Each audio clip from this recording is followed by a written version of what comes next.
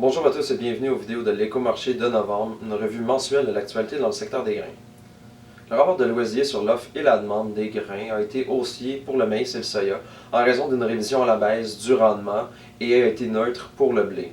Cependant, les marchés ne semblent pas y avoir accordé beaucoup d'importance, étant davantage concentrés sur la production en Amérique du Sud.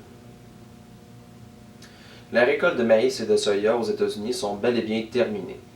Les pluies de novembre ont amélioré la condition de bonne à excellente du blé d'automne, passant de 41 à 55% à la fin du mois. Les livraisons et les ventes de grains américains à l'exportation sont très bonnes par rapport à l'an passé en raison de la menace d'imposition de tarifs douaniers lors de l'entrée en fonction de Donald Trump en janvier prochain. Les ventes de l'année récolte 2024-2025 sont en avance de 33% pour le maïs, 9% pour le soya et 26% pour le blé, comparativement à l'année dernière. Les importations chinoises de soya en octobre ont augmenté de 56% par rapport à l'an passé pour s'établir à 8,09 millions de tonnes. Cela est dû à l'empressement de la Chine à se couvrir en soya avant l'arrivée de Donald Trump en janvier prochain. Les conditions météo en novembre en Amérique du Sud ont été pratiquement parfaites.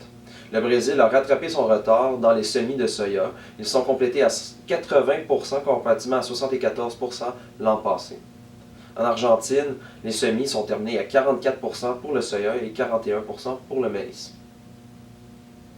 Les bases locales pour livraison immédiate se sont améliorées de 10 cents US le boisseau pour le maïs et se sont dépréciées de 3 cents US le boisseau pour le soya, se situant respectivement à 1 cent US le boisseau et moins 52 cents US le boisseau. Ce fut un aperçu du mois de novembre, j'espère que cela vous a plu. Si vous voulez lire notre texte complet, je vous invite à le consulter sur notre site internet au www.pgq.ca.